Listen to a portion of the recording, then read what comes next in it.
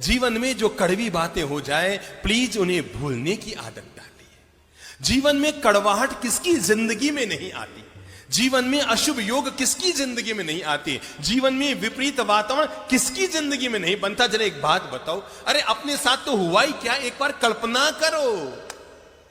सीता कौन थी बोलो तो? लक्ष्मी का अवतार। सीता कौन थी? रघुकुल की महारानी। सीता कौन थी? जनक नंदिनी।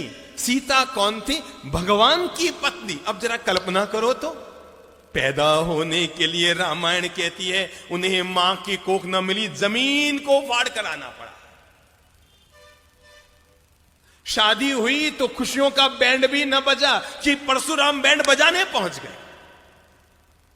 शादी करके अपने ससुराल 4 दिन सुख से न जी कि मंथरा और कैकेयी प्रकट हो गई। पति का साथ निभाने के लिए जंगल में गई तो रावण प्रकट हो गया। रावण के चंगुल से निकल कर आई तो अग्नि प्रकट हो गई। अग्नि परीक्षा में निकल कर आई तो धोबी प्रकट हो गया।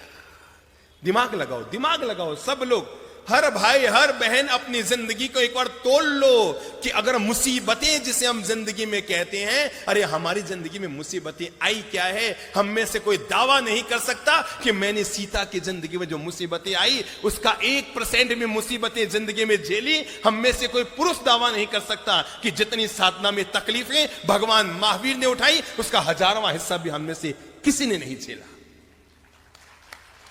किसी ने नहीं झेला। पर जरा देखो तो सही, मां की कोख नहीं, परशुराम आ गया, कैकेयी प्रकट हो गई, रावण प्रकट हो गया, अग्नि प्रकट हो गई, धोबी प्रकट हो गया। सीता को फिर वनवास जाना पड़ा। रघुकुल की महारानी को, भगवान की पत्नी को, लक्ष्मी के अवतार को अपनी संतानों को जन्म देने के लिए किसी ऋषि के आश्रम में जाकर शरण लेनी पड़ी। हमारी हालत उससे बोलो अच्छी? शाबाश, बहुत अच्छी। हम में से हर महिला के साथ ऐसा नहीं हुआ जैसा सीता के साथ हुआ। पर मैं आपको यह बताना चाहता हूं, इतना कुछ होने के बाद भी सीता के मन में शांति थी, चेहरे पर मुस्कान थी और अंतर मन में औरों के प्रति पवित्र भावना थी। मैंने इसलिए कहा, जीवन में बुरा वक्त तो कभी भी किसी के साथ जीवन में आ सकता है, लेकिन बुरा वक्त आने के बाद भी जब वो वक्त बीत गया, हो गया सो हो गया, जो बीत गई सो बात गई, तकदीर का शिकवा कौन करे, जो तीर कमा से निकल गया उस तीर का पीछा कौन करे। उसने आपकी जमीन दबा ली, नो प्रॉब्लम, जो मेरा है वो जाएगा नहीं और जो चला गया वो मेरा था ही नहीं। किस बात को लेकर मन में विषाद कर रहे हो और किस बात को लेकर मन में पीड़ा कर रहे हो। आपने 5 लाख किसी को दिए थे ये सोचकर कि बुढ़ापे में 5000 रुपया महीना आता रहेगा तो पति पत्नी दोनों सुख से रोटी खाते रहेंगे। मेरे भाई, नियत को बिगड़ते कोई वक्त नहीं लगता। बड़े बड़ों की नियत बिगड़ जाती है और सामने वाले ने आपके 5 लाख दबा लिए।